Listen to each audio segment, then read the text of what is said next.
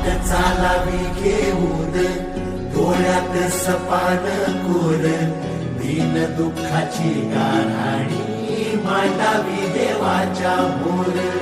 आसुरात खंड खावल न्यायाला दिशा, भेदभावाचं सुटल तोडणी विटल.